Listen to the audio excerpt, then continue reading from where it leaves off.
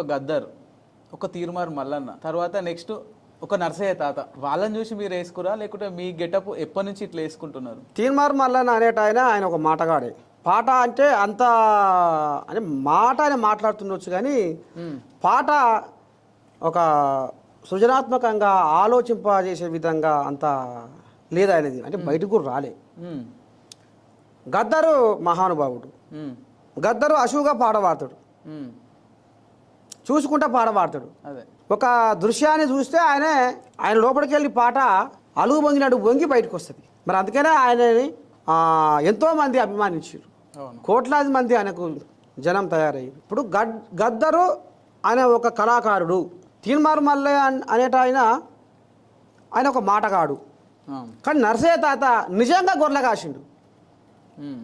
నర్సయ్య తాత 10 చదువుకొని ఆ 10వ తరగతిలో పెళ్లి చేసుకొని ఇదే దుడ్డు కట్టే చేత బట్టి గొర్రెల కాసినోడు. వినవా?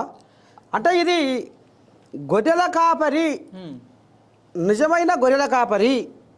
నర్సయ్య తాత నిజమైన గొర్రెల కాపరి, తను చేసింది కూడా గొర్రెల కాపరి, నేను వేసుకున్న గెటప్ కూడా గొర్రెల కాపరి.